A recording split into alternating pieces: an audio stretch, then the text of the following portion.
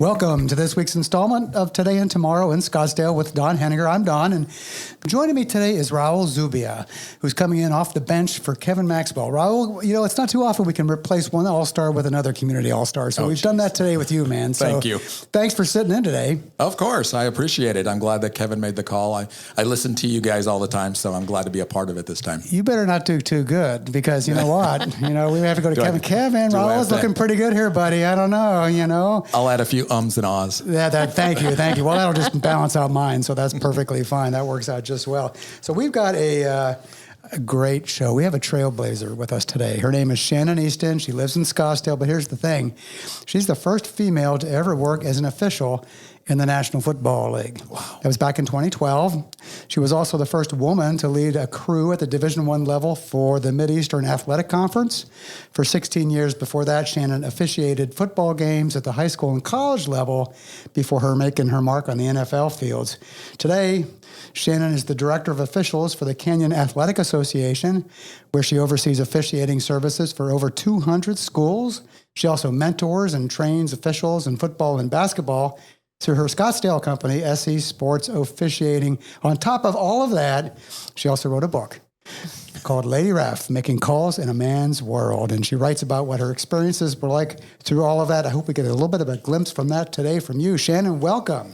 Thank you, Don, and thank you, Raul, for having me today. This is fun. This will be fun. This is going to be a super segment. Just looking at your story, it's an amazing journey.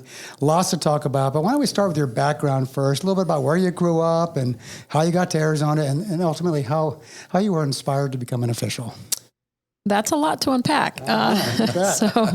I grew up for a brief period of time in Massachusetts, and the blizzard of 76, 77 drove our family out of Massachusetts, and we landed in Arizona.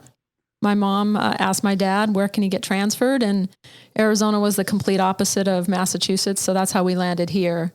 So that was how I arrived in Arizona.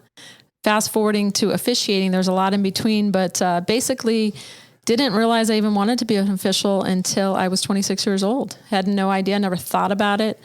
Watched and played sports my whole life, but the light bulb didn't go off until I was 26. What made the light bulb go off? I was coaching some camps at Christian Athlete Ministries, coaching kids playing basketball. And in between coaching the kids, as coaches, we had to officiate the games. And the first time I blew the whistle, I was like, wow, why didn't I ever think about this? How do you do this? Where do you go to become an official? And that was the moment my direction kind of changed from coaching to officiating. She mentioned the blizzard of 1976. I was back in Pennsylvania then. I remember that blizzard of 1976. Raul, you never had a blizzard of 1976. No, I you grew up never in had. Scottsdale. Correct, Yeah. yes. You said you came here at that time. Did you go to school here in Scottsdale too? Are you a product of Scottsdale schools? I did, kind of briefly. I was a Coronado Don. Same here. Oh, wow. But long before you, 78 for me. You don't have to say yours if you don't want to. I'm not far behind that, okay. or ahead of that, I should say. But I didn't really go to high school a whole lot, not because I was a dropout, but I was homeschooled mostly because of the sport that I was competing in required a lot of travel. So I tried high school on and off for a couple of years, but with the amount of travel I had for the sport I was competing in, it was kind of hard to be in classroom 5 days a week. Well, I'm going to claim her as an SUSD. You should. Let's chalk her up, man, for sure. Yes, Absolutely. Another one. So you said the sport that you were competing at. What was the sport you were competing at? My number one sport growing up was judo. What, really? Wow, Yeah. okay. Very cool. Yeah. And so that took you on the road a lot? Yes, I competed nationally from age 8 till I was 15. That's amazing. Yeah. And then you were on the road a lot doing competition then, huh? That's correct. Wow. Yep. Do Cool. you still have the judo experience and skills? I like to say I'm a lover, not a fighter anymore, but, but now I'm long retired. I'm getting older. So no, judo is way in my past. I can see Raul when she first went out on a football field. If somebody said, "You want to mess with me? Yeah, exactly. Come on over and mess with Exactly. me," right? Yeah. So describe what it felt like when you went out on the field for your very first NFL game. If I recall correctly, it was a preseason game with Green Bay. Was that correct? It was in San Diego. Against the Packers? That is correct. Okay. So what did that feel like? It was a pretty amazing feeling. There was a lot prior to the game that was distracting, so to speak. A lot of people requesting interviews, a lot of people reaching out to me, wanted to talk to me. The NFL did not allow me to do any interviews, which was great. I didn't need to be. I had so many other things to focus on. But they did coordinate one national call with everybody who was requesting to talk to me, and they facilitated that. But there was a lot of, rule study, film review, things like that, clinics we attended. But by the time I stepped on the field, that was when, it sounds kind of funny, but I was finally able to take a breath and was where I was supposed to be. And I was finally home, so to speak. It's amazing. So what's it take to prepare for not a career, but maybe for a game? And rules are changing all the time. So how much homework is there behind the scenes for an NFL official just to get ready to do your job on the field? Well, for us, we were at a very accelerated pace of learning the rules. Normally, you don't crash course the rules for the NFL as fast as we did. But when the officials were locked out, it was very accelerated. So I was in the rule book night and day. I'm not exaggerating. I had the rule book when I was in the bathtub. I had the book open studying rules. So as I was taking a bath. So yeah. But normally it's not at that accelerated of a pace. You study the rules. I've studied rules my entire officiating career, but there are differences, especially a lot in penalty enforcement from college to the NFL. So ahead of the game a little bit, but definitely there's differences that you have to learn at that level as well. I was watching a game the other day where I don't remember what the call was, but the call, I usually know most of what the officiating rules are. Right. But there was a call that went down on the field, and I said, I don't know, what do they do in a case like this? And I can just imagine being an official on the field with everybody watching, and you've got to make a call, and you better make sure it's the right call. Yeah, I would think so too. There's some pressure going on, right? It is a challenging job, definitely for some people. But remember, we do have nowadays we have instant replay as well to fall back on. Now, granted, 7 officials and instant replay, and we're still not 100%, right? Because you can't catch everything. But we've gotten a lot closer. What kind of shape do you got to be in to be an official? There's a lot of physical activity going on there. Again, not as much as you. Is that right? You're not a couch potato. I hate to say I hate to say it that way, but because it's different at the higher levels. I'm not saying you don't have to be in good shape. Definitely being in good shape helps, but especially if you're on the wing, you're going down a certain amount of yardage, and then you're got another guy meeting you there, so to speak. I'm trying to put it in simplest terms. So it's not like you're running 100 yards of the field. But yes, do you need to be in good shape? Does it help? Absolutely. But NFL, a lot of TV timeouts as well. So that was the big thing that I was like, wow, there's a lot of time to rest out here. That's pretty good, right? Yeah. So you did your first game was an exhibition game, had all that attention around it, but then you went and did regular season games too. Correct. So when the attention died down, you were just a regular official then, right? I don't think the attention really ever died down, because as you saw in the media, there were a lot of replacement officials at the time that were struggling. Right. And so there was, fortunately, knock on wood, I seemed to escape kind of what was going on. And anytime you can be, especially a female, being the first and almost not be noticed, even though the cameras are on you 24/7, right, you're probably doing a pretty decent job. Yeah. So I was fortunate for sure. Just kind of curious what it was like with the NFL talking to you. Was the NFL proud to be able to break this moment with you as the first woman official? Did they take that as a victory for the league as well? Did they view it that way? I believe it was definitely a proud moment for the NFL. And had things gone a little bit differently, there was a few of us that they said, we are going to hire. This is going to be like some of the lockouts in the past where you work and you're done. They said, we are going to hire you, some of you back. And after we were done working, I was one of the ones they identified as somebody they wanted to hire back. Unfortunately, through some circumstances, which great story in my book about how my support team kind of left the NFL one by one and how that fell apart for those of us that crossed the line at that time. See this in business too, Raul, right? With breaking the glass ceiling, that Correct. kind of deal. Yeah. You can't get I'm always glad when I see somebody breaking the ceiling in that in their industry, because it's amazing the things that you guys can do after that. I want to ask on a different angle. You talked about, Don said he asked how the NFL took you in, and how did the players react to you? How did the players take you in? I could not have received more love and appreciation from the players, the coaches. owners in the league. I could tell you some great stories, but the owners from the Saints at the time actually sent me an article of myself and signed it and said, "Welcome to the league." Nice. And there was, players came up to me, a lot of players, and just said, "Hey, I have, a daughter and I'm so proud of you." And they just, they're there, female, male, it doesn't really matter. It's big business. If you get out on the field and you show you are capable of doing the job, they almost forget about the fact that I was a female or whoever you are, it doesn't matter. So but the love was, to this day, warms my heart. Very nice. Did they treat you differently when they were complaining about a call? Once in a while, you'll see them on the sidelines now giving the business to the ref. Did they give the business to you too? 100%.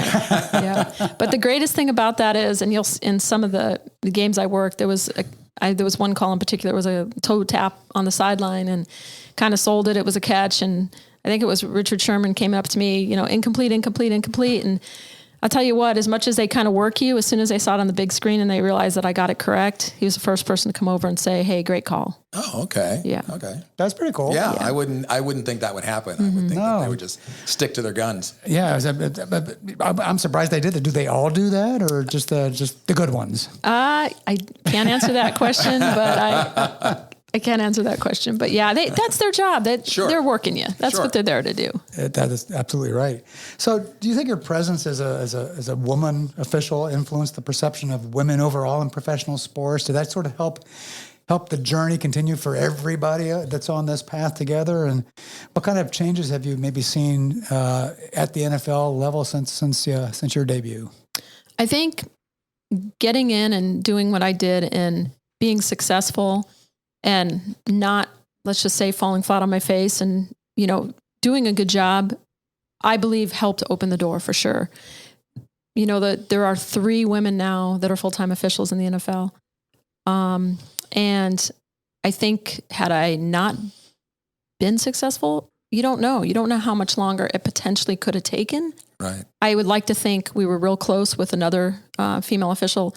Myself and her had been on the scouting list for quite a while prior to me deciding to cross the line. I'm sure she had the same opportunity and she decided not to, but we are at different stages in our career. And for different reasons, I decided I was ready. Mm-hmm. I was just going to go for it.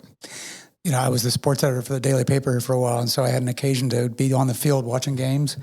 It's amazing, the athleticism, the violence in the sport with the context that happened that you see when you're sitting there watching it. Oh, yeah. What did that feel like? Because you were on the field with them all. What was that experience like?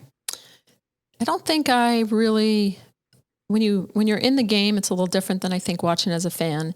When you see that, watching TV and you see that blindside block coming and everybody goes, "Oh," like that. Yeah. When you're on the field, you're focused on what you're there to do. Potentially your keys at the snap. And then as those go away, kind of go into zones and things like that. So I don't know that I'm sure I can recall some plays where if nothing else, one in particular, like when I was a referee wearing the white hat and I'd see a defender hold up on the quarterback. That's one that I always would make comment and note even to the player, come and just like, "Hey, great job. Way to hold up. Ball's gone. Great job." But in general, seeing the game, honestly, as an official, I couldn't tell you most of the time. Really, yeah, you're so focused on what you're doing, and until it's a blowout, I hate to say it, that's when you have to really focus because that's when your mind starts to wander, and you're like, I wonder what I want to eat. Gosh, I'm getting hungry. I wonder what I want to eat for dinner. And that's when, that's when you have to really self-talk and just say, okay, mind back on the game, blowout or not. So that's cool. That's hilarious. I didn't know there was chatter, but you sort of see the refs talking to players a little bit often. Usually it's when they're scolding them, but you're also saying, you say, "Hey, nice job on that too," then, huh? Absolutely. Yeah. Oh, that's cool. Yeah, because I've seen on some of it's like some of those players that have been in the league so long, they know you over time. So I've seen small conversations taking place between the ref and the player. Do you have a favorite moment where between you and a player that maybe a little joking going on or something like that, where it kind of stands out of a player? I'm sorry, a player. I don't know that I can. I'm sure as soon as this interview ends, I'll think of like 3 different things. Of course, yeah. But I would say I'm one that with players, I love to talk to players. As long as they're respectful, they can talk to me all game long. Let me rephrase it then. Is there one player that you remember that was always the jokester on the field? No, not really. Okay. No. Nothing I can point to. No. Okay. Well, these guys are making big bucks, man. This Yeah. is their careers. They're making millions and millions of dollars. I mean, it's got to be a different world, even from when you were referencing, 10 years ago, much less going back 20 or 30 years ago, to what the makeup and the whole character of what life was like on the field now must be pretty amazing. That's funny now that question is done. I'm not going to tell you the story, but I can point to one guy that kind of cracked me up pretty good in a preseason scrimmage practice was Larry Fitzgerald. So he had a pretty good one-liner with me. So, but I won't tell you what that is, but it was a good one. It's not suitable for a pub. Wait, Larry, if you're listening, it's nothing like that. So, but he was pretty funny. So on a more of a bit of a serious note, how can we continue to promote gender equality and inclusivity in sports? I mean, you're a role model for that. You've been there and done that, whether it's just officiating or anything else like that. How can we encourage more women to pursue jobs and careers like officiating that are more male-dominated in sports? I think the doors now have swung wide open for women, as you can see with 3 women in the NFL. And people, sometimes they ask me the question from the opposite direction, so to speak, and they say, man, there's only 3 women in the NFL. And I'm like, perspective. Think about it. In 2012, I was banging my head on that glass ceiling just trying to be one. Right. And so I think that as much as, of course, we'd like to see more in many avenues where doors seem to be shut for women, but we also want to make sure that we're getting them the right training, right development, putting them in a position to be successful, because it's not going to do women any good. Just like if I would have came in and I wasn't successful, it wasn't going to do us any good. So just making sure that they are mentored, trained, and prepared. As I felt I was prepared for the moment, make sure they're prepared for those big moments. That's good. That's good advice. I'm thinking of other sports. I think I've seen women referees in the NBA. Don't think I've seen any baseball. I've heard maybe there's one that might be getting close, but are they? Not 100% sure on that. And I don't think I've seen anybody in hockey. Yeah, I don't watch hockey. Sorry, hockey fans out there. That's okay. I'd like to see it happen in every sport. Absolutely. I mean, that's kind of where we are now, right?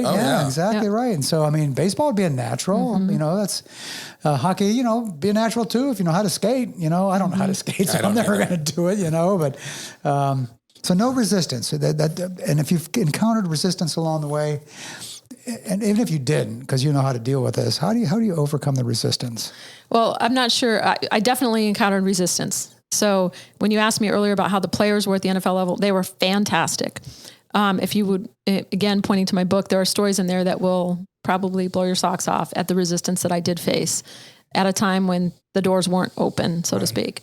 And for me, honestly, number one, the number one way I was able to deal with that is just putting my faith and trust in God.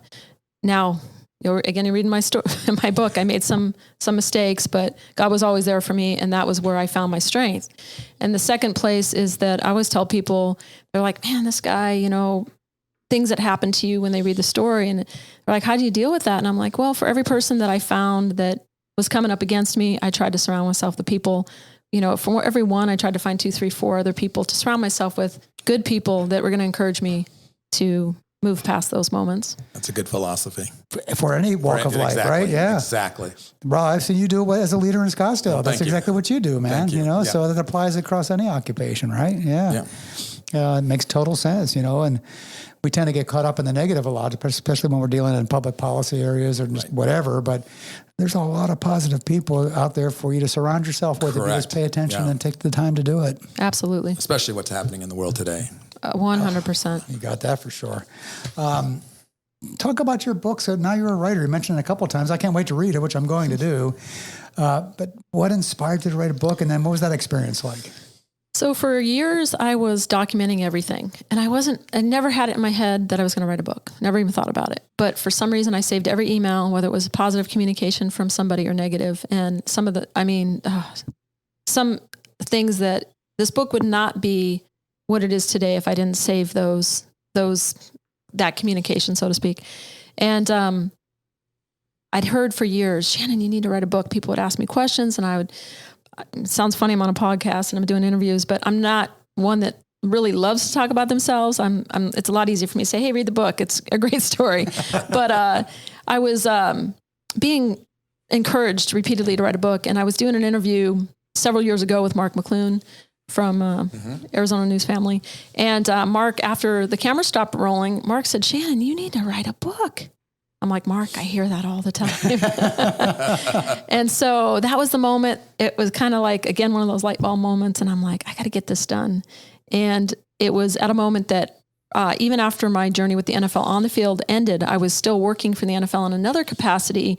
So I really couldn't tell the entire story until every single solitary door was closed. Sure. Yeah. Because otherwise I couldn't tell the whole story. Right. So at that moment, every door was closed. And so I got serious about writing the book. I've dealt with the NFL on the sports editing gig, and they want to control every single moment that comes out of the league, and they're pretty good at it too. Yes. You know, so you've got to. I can understand how you had to be completely done with your NFL career before you could write about the NFL. Now I really want to read the book. Yeah, exactly. Same here. Well, how long did it take you to write it? And if you had not saved those emails, could you have written it?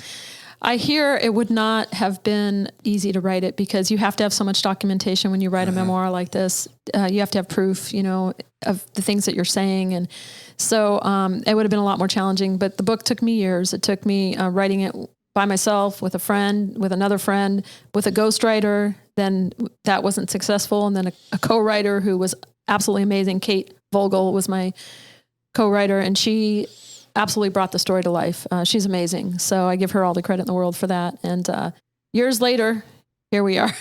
There must have been something in your back of your mind that said, even though maybe you didn't acknowledge it, that you're saving all these emails. There's got to be a reason in the back of your mind for that, right? I'm going to write a book someday, man. Exactly. Right? Yeah. Or these would make great stories, or however do you something look at with it. this, right? Yeah, that is really cool. I'm glad you had the foresight to do that, because it turned out you had a great book to come after that. Yeah. So talk about what you're doing today. I'm the director of officials for the Canyon Athletic Association, which is a large association here in Arizona that is based with junior high and high school students. And my responsibility, number one, is to assign the sports officials to every sport, not just football and basketball, the sports that I officiated, but all the high school levels? Yeah. High school and junior highs. Okay. We're huge with the junior high level competition as well. And then just trying to get them in the right position to get them trained and mentored so that they have an opportunity to go whatever path they want to be successful. Very cool. Yeah. Yeah. And then SC Sports? Yeah. So I just recently turned that over to somebody else as of June 1. Now, you did? Okay. Yeah, I'm still in it for a lot of reasons, but officially it is